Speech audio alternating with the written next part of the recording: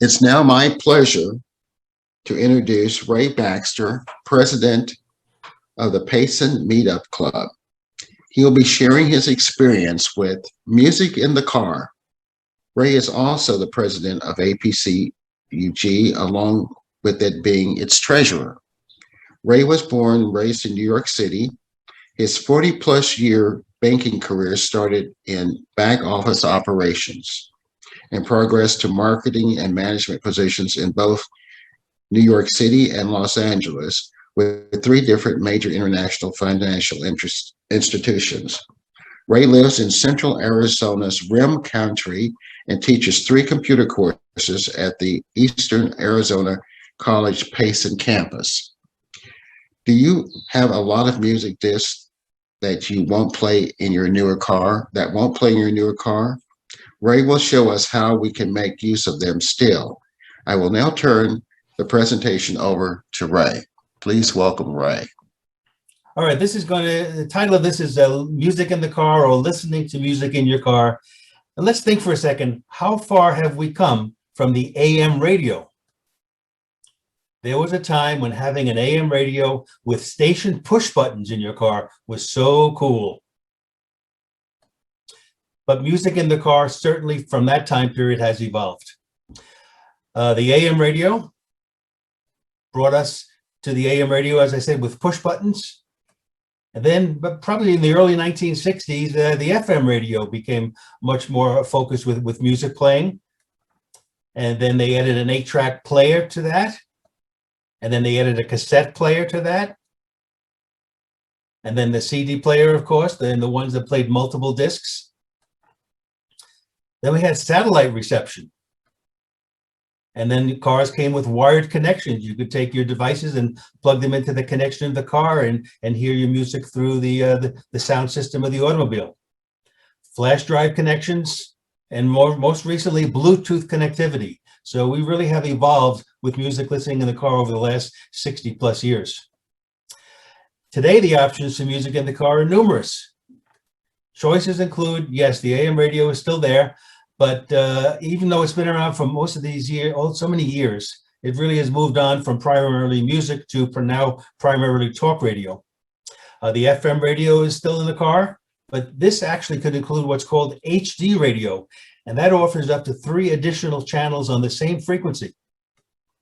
Satellite, Sirius XM satellite radio, 100 channels of music, news, sports. And our compact disc player, which we're talking about today, and that's starting to disappear from new cars, but most of us probably still have a car that has one. And now smartphones, you can connect via either Bluetooth or the wired connection to play streaming, as well as songs that might be saved on the phone. And then USB connections with later model cars actually offering connectivity for 2 flash drives. It's like deja vu all over again. Yes, the above quote is, of course, from famed New York Yankee catcher Yogi Berra. Those close to my age and even younger can recall when the following disappeared from our cars: the 8-track player, the cassette player. You don't find them in many cars unless they're really old these days. And so now, in addition to the CD player disappearing, even my 2018 model vehicle doesn't even have the simple audio connection anymore. So these are things that are always changing. Now, why don't most new cars, I should say, have CD players? Well, it's time for new technology to take over because, believe it or not, car CD players have been around for more than 25 years. And that we all know it requires the user to have the physical presence of the media, a compact disc, the jewel case. That's not really necessary with newer technology. And then music CD sales have been declining for more than the last 15 years, as younger listeners opt for newer methods to hear their favorite artists and tunes. And the more auto manufacturers have gotten smart, they're now providing this newer technology, and they can eliminate the expense of a CD player, which today, unfortunately, for some people, has limited appeal. So now you have to decide how you want to proceed. And there's a few options here. First option is to convert, or the term we use is RIP, the songs from your existing compact disc collection to MP3 files saved on your computer, so they can be copied to devices to play the music in your car. Now, I've always done this from the earliest time I started collecting CDs and had a home computer. I used Windows Media Player just so I'd have a backup copy. But I'm amazed that as I talk to people over in recent days, how many have not really ever done that with their music. Option 2, if you don't want to go to the trouble of ripping all your music CDs, you can choose a streaming service and play the music in your car from your smartphone or even an MP3 player. And this can be done either by Bluetooth or a wired connection in the car. And then actually there is an option 3. What's the option 3? Why choose? Use both. That's what I do. So let's talk a little bit about option 1 and how that works. And that's converting your existing CD music files to MP3. Now, you don't have to do every CD you own if you think that's too big a job, but certainly start with the ones that you like and see how that works out for you. Now, there's several CD ripping programs available to download for Windows computers. And despite its age, my choice continues to be Windows Media Player. And it's called version 12, mainly because it's very simple to use, it's easy to use, and it comes preloaded with Windows 10, so it's free. Now, Apple users and Windows users too can use the Apple product iTunes.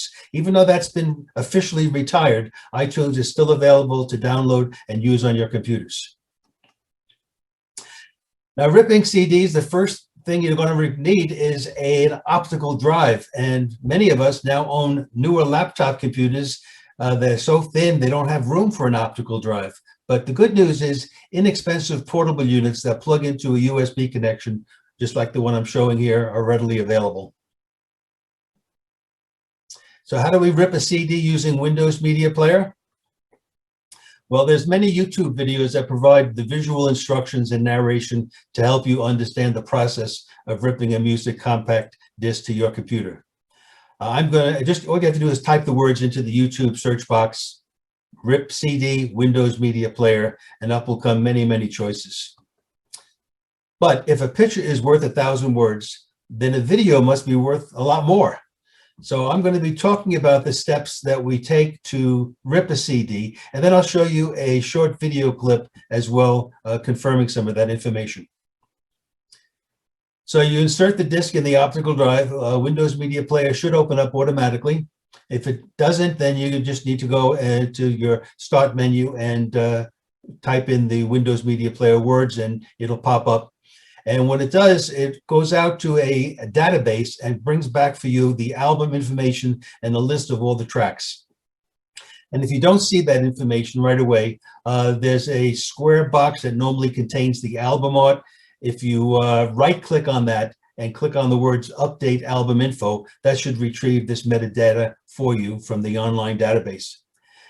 Now, it completely defeats the purpose of Windows Media Player or any device that you're using to rip CDs if you don't get the actual information. If it shows up as track 1, track 2, or unknown artist, that's not really going to be very useful on your computer. Now, it's particularly helpful having the computer organize your songs if you have many compilation CDs like I do. Most of us can remember the CDs we have by one particular artist, but can you really remember all the songs that might be on a compilation CD? So anyway, and it's just good to know that that information retrieved from an online database, if you don't like the way it might be worded, that can be easily edited. So once you have Windows Media Player and the disk in the optical drive, you're going to click on a drop-down arrow next to the words RIP settings to make some choices. And for format, you should make sure that MP3 is selected. It gives you some other formats, which I'll talk about in this section, but MP3 is certainly the most versatile. And for audio quality, I typically choose the best quality, and that shows up as 320 kilobytes per second. There's a check mark which you can or choose to have or not, where it says rip CD automatically. I leave that unchecked as I want to really control when the ripping begins. But I do leave a check mark next to the words eject CD after ripping. That way I can easily tell when the process is completed. And then you click on the words rip CD, and the process begins with the result being your music will be saved to the music library or folder on your computer with the ability to play the songs using Windows Media Player or the other music app that's built into Windows 10 called Groove. And also, here's the most important part. Once those songs are on your computer, now you have the ability to copy them to other devices like a flash drive or a micro SD card. So I'm going to show this first clip, and it's going to repeat some of the information I just provided, but it's going to actually give you a visual.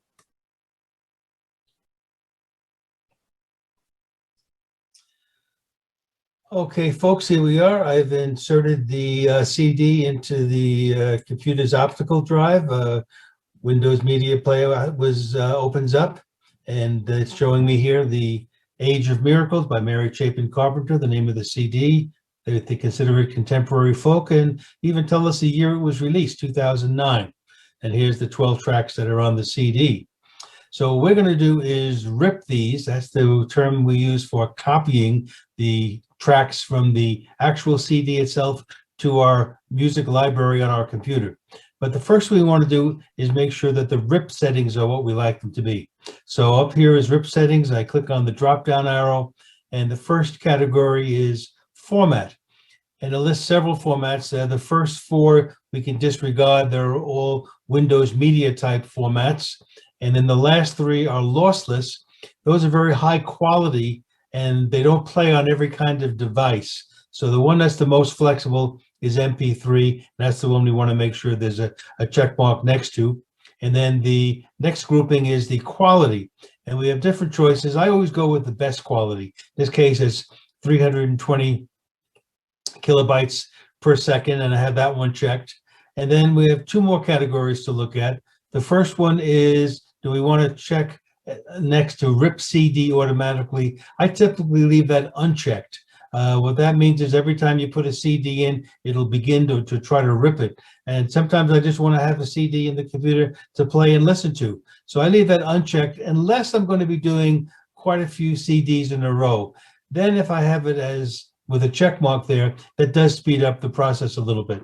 And last but not least, I do have a check mark next to eject CD after ripping, because that's what allows us to visually see that it's done. But for this purpose, I'm going to actually uncheck that. So I've unchecked it, and now I'm going to begin the process of ripping, and that simply is clicking on the Rip CD button over here. That begins the process. You can see that immediately starts ripping the first one while all the others are pending. And this is pretty much an automatic process. It might take 30-35 seconds to rip a 4 or 5 minute track, and that's all right. We're going to allow it to go through that. I'm going to just let it continue with ripping the first one here. And then when it starts to begin ripping the second track, I'm going to pause the video, and we're going to come back and pick it up in a minute here. So let's see it. They get to the first one. It's finished it. It's automatically going to the second one. So at this point, I'm going to just pause. Okay, we're back. As you can see, the entire CD has been ripped to the library.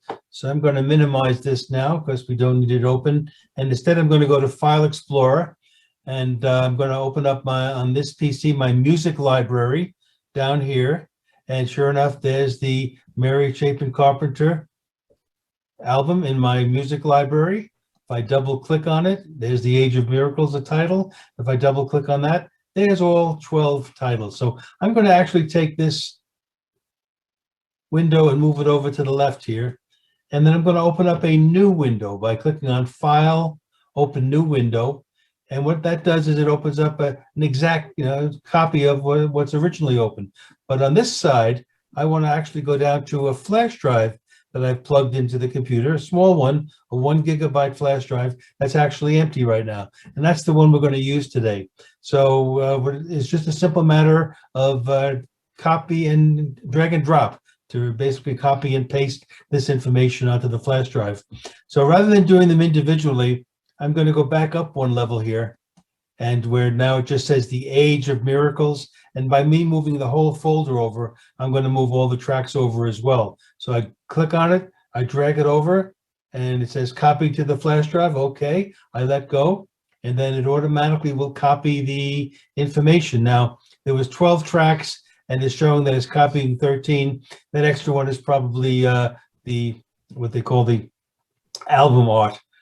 And again, here's a process that's not taking long at all. We're pretty much almost halfway done through this. And what'll be the result is all these songs will be copied over to the flash drive.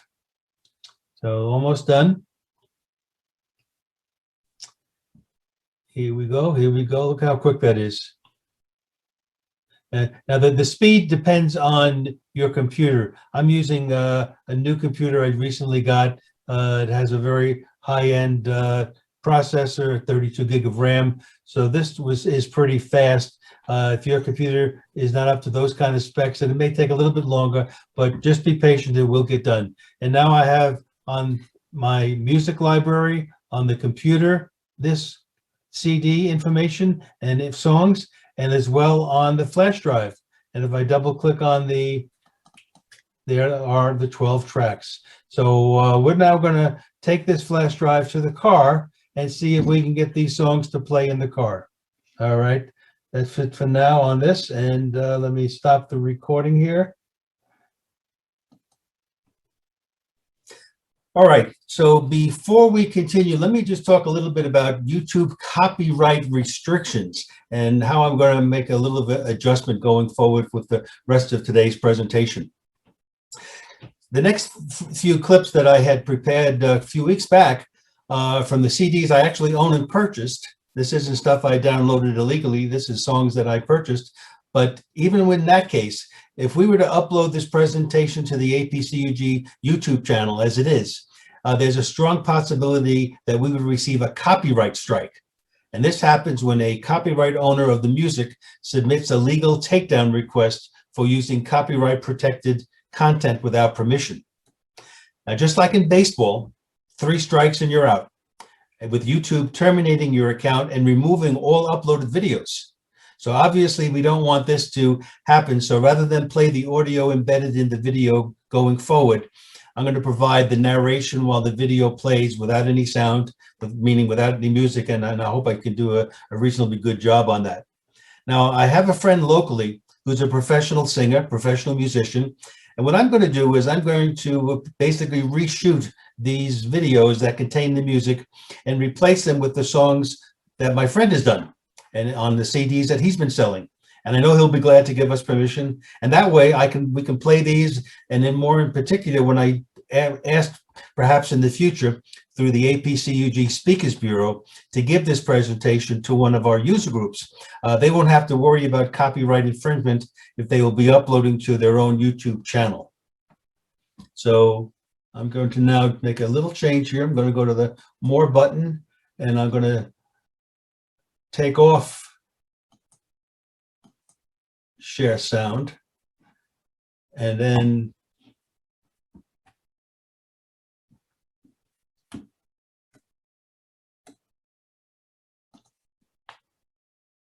here we go.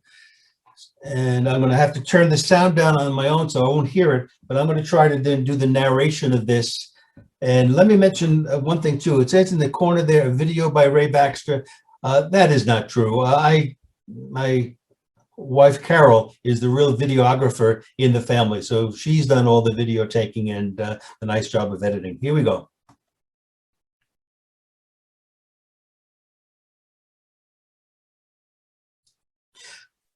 All right, so we're in the car. As you can see, I brought the flash drive with me, and I'm going to now plug it into one of the 2 USB connectors. It doesn't really matter which one that I use.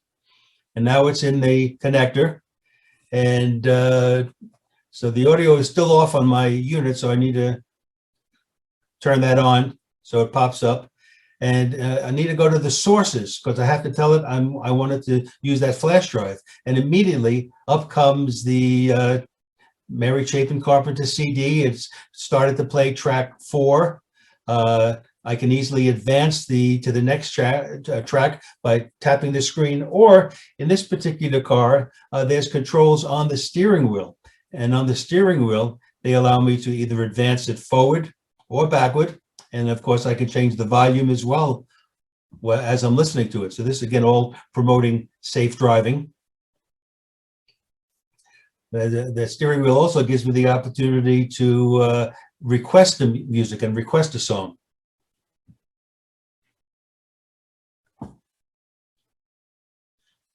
All right, I hope that came through all right. So now, playing rip songs in the car. Now that we know how to use the flash drive, that's for those cars that are equipped with a USB connector.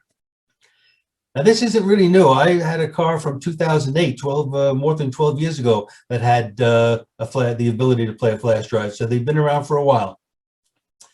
And what I like about it best is as I pointed out on that steering wheel, I could press the button there and I could verbally request the name of a song or an artist. And that, again, improves the safe driving capability because it's hands-free. Now, playing songs from the smartphone. That's going to be the next topic we're going to talk about. Smartphones with songs saved on an external storage. Now, many Android smartphones allow for micro SD cards to be added. And they're making micro SD cards today that can hold as much as 1 terabyte of music files. Now, how much is 1 terabyte of music files? Well, assuming that an average song is about 5 megabytes, a 1 terabyte micro SD card could fit approximately 200,000 of your favorite songs. That's over 17,000 hours of music. And if you convert that, that's just under 2 years of playing time.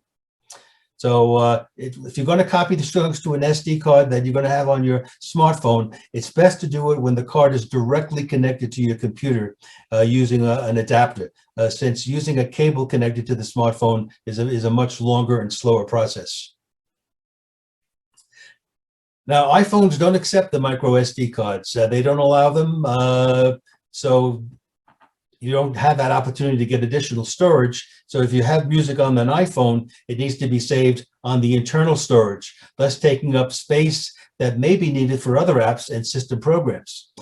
Now, in this situation, for those folks that are committed to the Apple ecosystem, believe it or not, the long-running Ipod Touch, I don't even remember the year it came out, but it was back in, in the early 2000s. That's still around. They've updated it as recently as 2019. So that would be an excellent choice to use as a music playing device. Or you can just get a regular old MP3 player. Yes, they were very popular before the advent of the feature in smartphones, but MP3 players are still available to purchase. So now we have to get the sound from your device to the car's speakers. And Bluetooth is the preferred way these days. You need to pair your device, your phone, with the car stereo head unit to play the music wirelessly via Bluetooth. Now, pairing isn't difficult, but the procedure between different auto manufacturers does differ. So it's not, I'm not able to really show you how many ways you can do it. But YouTube, again, has many different videos that will show this. And if they don't work, just the next time you bring the car into the car dealer, I think they would be happy to show you how you can pair your phone to the head unit in the car. And the other way is many cars still have the audio jack, where the audio jack that is typically used with wired headphones on the device, but that you can use to then connect it to the cars that have that type of connection. And believe it or not, they still make what's called FM transmitters.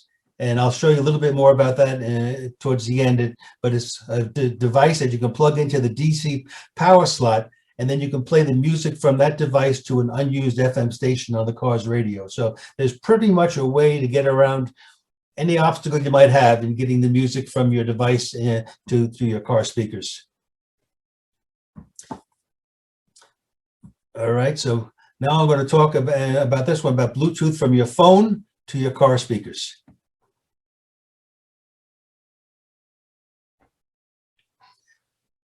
All right, so there's my Android phone that I'm showing in the car. and I have my head unit on, and probably telling you that I use a app on this particular phone called Music Olay. That's the one that I like. It's very fast. It doesn't matter how many songs I have on it. It comes back and quickly through. I can search by voice, and it'll bring back the responses to my request. So I believe here I'm going to put in and say something like, say an artist, Elvis Presley. You may have heard of Elvis Presley, and bingo, comes out all the different songs I have by Elvis that are stored on the SD card in this phone. It's not a 1 terabyte, but it is still pretty large. And I'm going to end up with probably All Shook Up. So I just tap on All Shook Up. It shows the album art that came with the CD that I ripped on the phone. And it's starting to play, but I'm not hearing it in the car.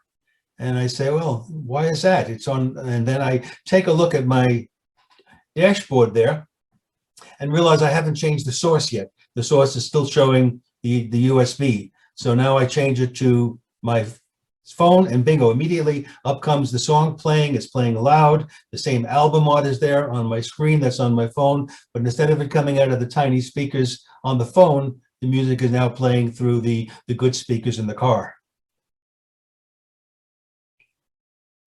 And just like before, I can advance to the next song here just by pressing the up button there. It went to another Elvis album. This one is the song, the Peggy Lee song, Fever. Little Willie John did that also. And it's playing that song. So you have the ability using the phone connected via Bluetooth, still using the controls on the steering wheel to change your songs and to change the volume.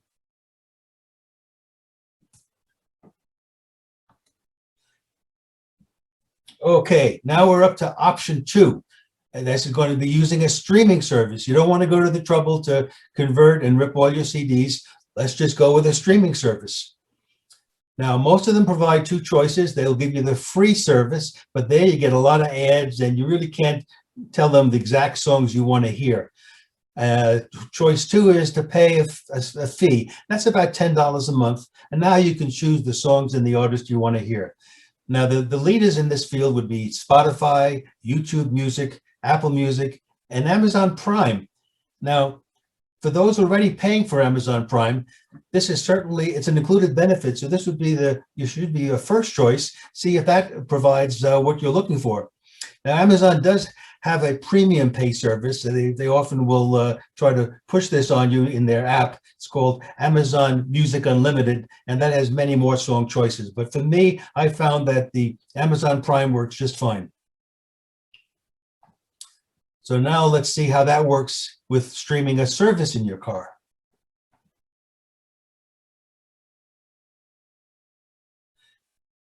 So I'm assuming that there's no music saved on my phone, but I do have the streaming service. So on this phone, again, I have the Amazon app, Prime app. I tap on that.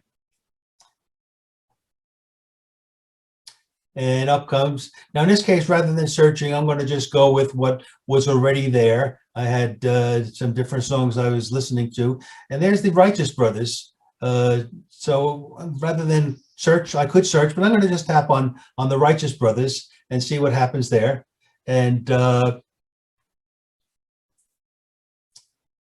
getting it set up. It's not playing yet. And oh, there it is. And look on the screen, immediately it's showing the Righteous Brothers. Unchained Melody is playing.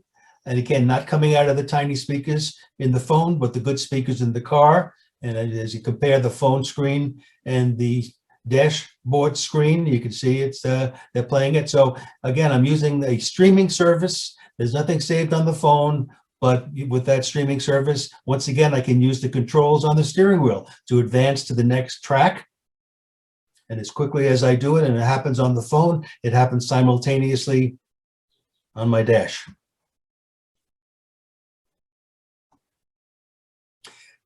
Now, let's say the car does not have Bluetooth. What can we do then?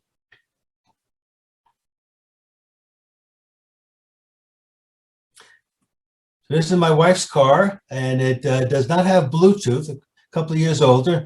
But what we're going to do is take the phone in this car anyway and have it set up in a little holder. And I have it connected analog, you might say, with the earphone jack cord coming out of the phone. And you can't really see it, but under the dash there is the audio input plug for the car. So again, I bring up Elvis, and here's a song, one of his big hits called Tell Me Why, that I like. And I start to play it, and I'm noticing that the sound really isn't coming out. And I turn up the volume, and it's still not really where I want it. And then, of course, I remember that here you have to keep in mind that there's 2 volume controls. So I want to bring the volume control on the phone all the way up to its highest level. And then I'll control the actual sound that we'll hear in the car with the controls on the dashboard. And so I make that adjustment there, and now the sound is coming out at the sound I like. And so nothing will work on the steering wheel, but the phone now is close enough to my arms as if I'm driving, where I can just tap on the phone screen to advance the music. Now this particular, I have a holder there, and this car doesn't have a lot of vents in the front there. But so I picked up this little holder, and it doesn't really go, it goes only a 1/16 of an inch or so, just in the lip into the insert where you normally put the actual optical CD, and then it holds it there. So it's, as I said, it's nicely within arm's reach. I can make the different changes, and as I do that, then it comes out through the good car speakers. They also have the holders that go into the grills as well. So you have a lot of choices. There's even one that is now for the cup holder where you can put your phone. So I talked a little bit about this before. This might be for cars that don't have the audio input plug. So it's called an FM transmitter. And these have been around for a while, but the ones today are so much better than the ones from 20 years ago because the electronics is so much better. So it plugs into the DC power outlet of your vehicle.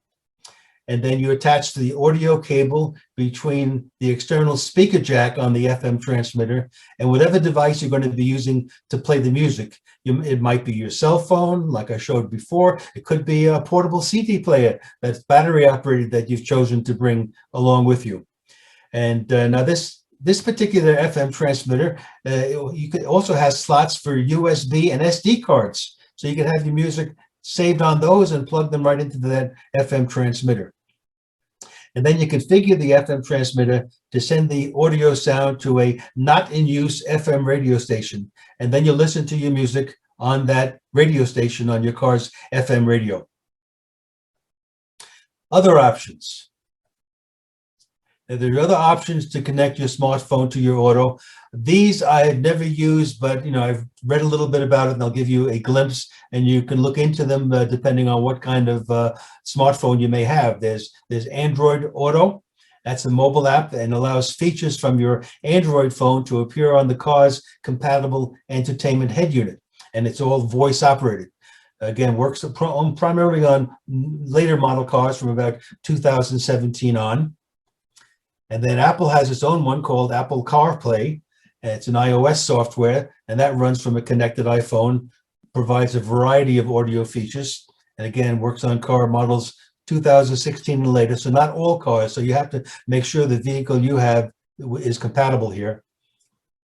And there's something called Amazon Echo Auto, and that adds the Alexa app. Imagine in your car if you said Alexa at the wrong time and all of a sudden it started responding. Anyway, it adds that app on your phone to your car via Bluetooth or a wired connection, so you can have so much more than just music with all that the Echo devices offer. Again, not compatible with all cars or smartphones. And remember, when you're connected, you're using your cell phone carrier's monthly data plan. Now, Wi-Fi in the car. I added this particular couple of slides here. Thank you, Bill James, who's helping me tremendously today with this presentation. He gave me this suggestion. So here we go. Imagine this situation.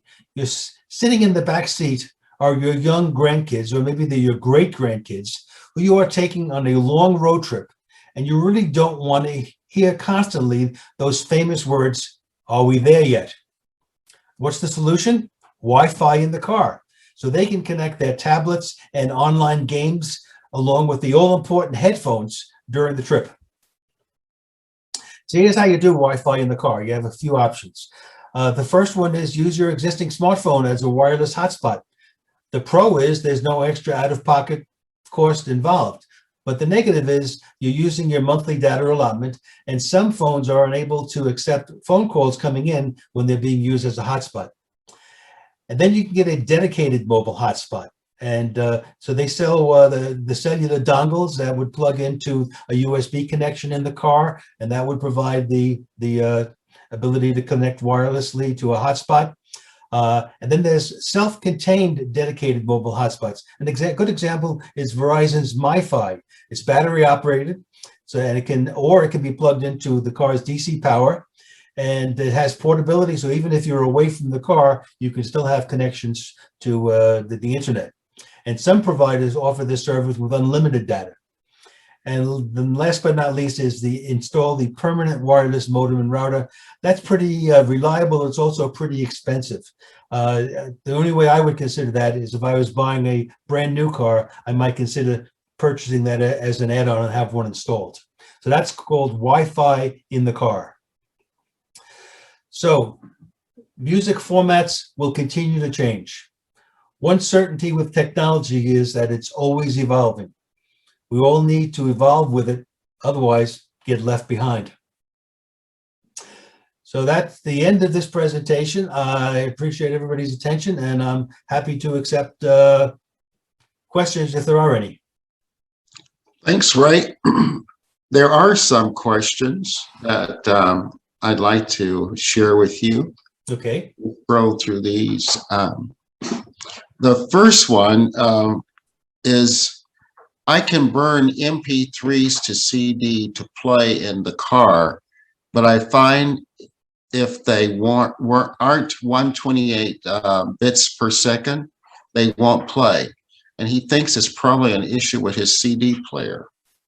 I think he's right, and why that would happen, I don't know. But all this car CD players that I've had over the years, no matter how I formatted them or what the rate was, they all seem to play. In fact, there's something called we all do what's called audio discs when we create it, which is an exact copy of a compact disc that would be store-bought.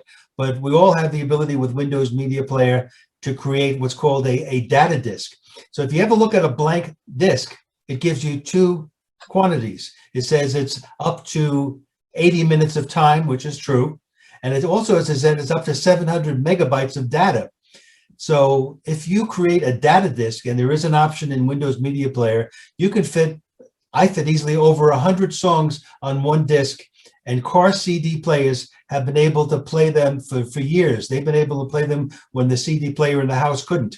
So I think he's right. I think it is something with the actual player itself. Would it be possible for him to change the bit rate to something lower and try that? I don't know that you can in Windows Media Player offhand. I'd have to look at that. If you want to leave that as a question for me to get back to that person, I'd be happy to do that. Okay, I'll include that. And one other question, Ray, you mentioned Windows Media Player. Can you tell us where to find the Windows Media Player? Yes, as I mentioned in the presentation, it's included in Windows 10.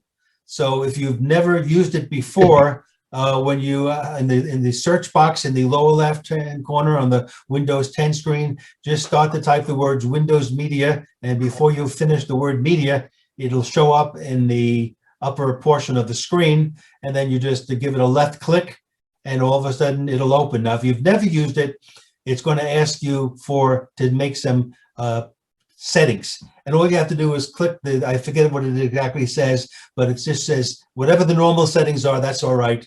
Click on that, click OK, and it'll open up, and there you have it. But if you've never used it before, you need to actually find it first and open it that way. Okay. And it's also the place where it actually lives is in Windows accessories. So if you've not gone to that area of your Windows 10 computer, look under W and you'll see Windows Accessories, open Windows Accessories, and scroll down and you'll find the Windows Media Player. The other question is, any thoughts on making cassette music available, or is it too tedious and not worthwhile because they're not digital? The latter. Cassettes are, if you have just music on the cassette, it's not worth the time or effort to try to change it. Yes, there are ways you can do it, but the quality isn't good. They've been around for probably 30 or 40 years. So I can tell you that the tape has started to deteriorate. So if it's just music, either, replace it digitally or do streaming, it's not worth it. Now, on the other hand, if you have cassettes like I do, as an example, I was on the radio a few times being interviewed, and those were recorded on cassette.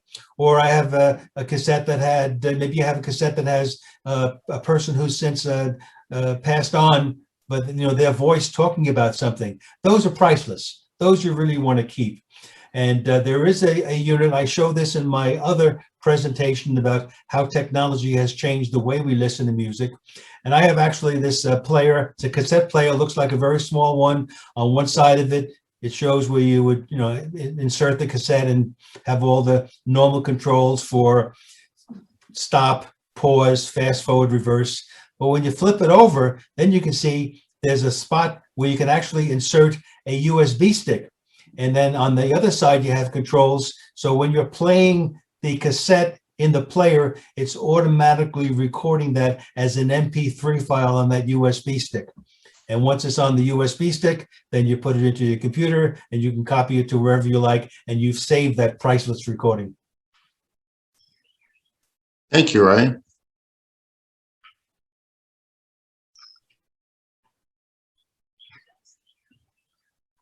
What would be the other, if there's, if you want to edit an MP3 data, what would be the best editing software to do that? Well, we had a program today. It didn't get recovered as much as we ran out of time, unfortunately, but it's Audacity, or Audacity. Audacity is a free program. It's open source. And when you open it up, it looks pretty complicated for all the different features that are built in. But actually, it's not that difficult at all. I use it as an example. There are sometimes I will take a record album and you play it so the music goes from the album to my computer. I have a turntable with a USB plug on the end of it. And so as I play an LP, I can record it on my computer. But when it's recorded on the computer, I have, let's say it's 6 songs on each side. I now have 12. I have them all recorded, but it's one long file, or it might be 2 files the time I turn the disc over. So Audacity gives me the ability to look and see where each song begins and ends, and I can put markers there. And then I save them as a individual song, and then I add the name of the song and the name of the artist.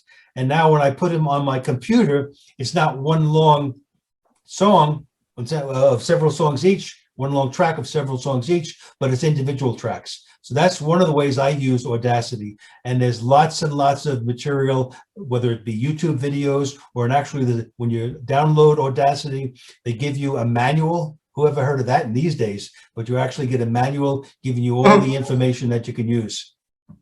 What about, there's another comment here, and I may have misinterpreted the question I asked. He says, a great free program to edit the metadata or tags in MP3 files is MP3 tag. My question is, why would I want to edit the metadata? Good question. And I know of that program, but although I haven't used it, but sometimes there's mistakes. I can think of several cases where there's actually a mistake. One was a song by Frankie Lyman and the Teenagers, and the metadata from Rhino Records actually shows the name of the band instead of the name of the vocal group that performed it. So every once in a while, you might find a mistake. And if you do, then this is the ability you have to go in and correct it so it'll be something more to your liking. And another question is, can you copy audiobooks from CDs to the computer and then play them in the car? I don't, in general, no. There's sites like what is it? Audiobook. Yeah. Audible. Well, yeah, they do it in their own format. It's not MP3. It's one that is very difficult. I don't even know if you can copy it because they don't want, in that case, you maybe borrowing it from the library, copying it, and then playing it. So the only one I'm familiar with is the Amazon. And this might be different. I'm thinking of the Amazon Audible feature. Audiobooks, I would say if they are in MP3 format, you can certainly copy them just like you could a music CD. And the other thing, what was the name of the Android program in the car? Musicolet, Musicolet. Musicolet.